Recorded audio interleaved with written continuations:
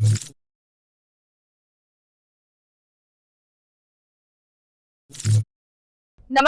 હું છું પ્રિયા અને તમે જોઈ રહ્યા છો જનતા કી જાણકારી ન્યૂઝ। નજર કરીએ આજના સમાચાર ઉપર। સુરેન્દ્રનગર રાજ્ય સરકાર દ્વારા જાહેર કરાયેલી કપાસ કાંતિ યોજના સામે સુરેન્દ્રનગર જિલ્લા સહિત સમગ્ર ઝાલાવાડ પંથકના ખેડૂતોમાં નારાજગી જોવા મળી રહી છે। ખેડૂતોનું કહેવું છે કે કપાસનું વાવેતર છેલ્લા 1.5 મહિનાથી પૂર્ણ થઈ ચૂક્યું હોવાથી હવે કૃષિ કીટ આપવાનો કોઈ ખાસ લાભ મળવાનો નથી। ચોટીલા પંથકના ખેડૂત આગેવાન રમેશભાઈ મેરે જણાવ્યું હતું કે જો કૃષિ કીટ વાવેતર પહેલા આપવામાં આવી હોત તો તેનો ખેડૂતોને સીધો લાભ મળ્યો હોત। હાલ કીટ આપવાની જાહેરાત ખેડૂતો માટે માત્ર લોલીપોપ સમાન હોવાનું તેમણે જણાવ્યું હતું। ખેડૂતોની માંગ છે કે કૃષિ કીટના બદલે તેની સમકક્ષ રકમ રોકડ સહાય તરીકે આપવામાં આવે જેથી તેઓ પોતાની જરૂરિયાત મુજબ કૃષિ ખર્ચમાં તેનો ઉપયોગ કરી શકે।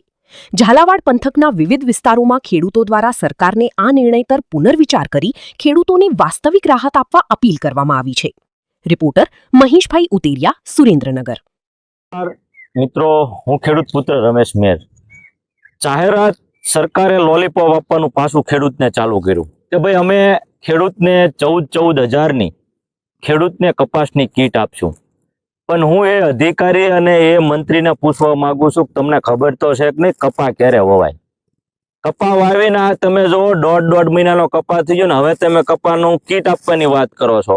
14,000ની કીટ આપવાની વાત કરો છો કે એમાં તમે બીટીના 4 પેકેટ આપવાની વાત કરો છો, માલપા તમે લીંબોળીનો ખોળ આપવાની વાત કરો છો, એક તમે દવા આપવાની વાત કરો છો, એનપીકે આપવાની વાત કરો છો। હવે આ 1.5 મહિનાનો કપા થઈ ગયો ને તમે અત્યારે બિયારણ આપો, તમારે કરવાનું શું? એ બિયારણનું શું અમારે તેલ કાઢવાનું છે? તો આવી ખેડૂતને આમથી ખોટી લોલીપોપ આપી અને ખેડૂતના નામે 14,000 તમે કોના ખિસ્સામાં નાખવાના છો? એ જે કીટ તમે 14,000ની કહો એ 4,000ની કીટ થતી નથી ને તમે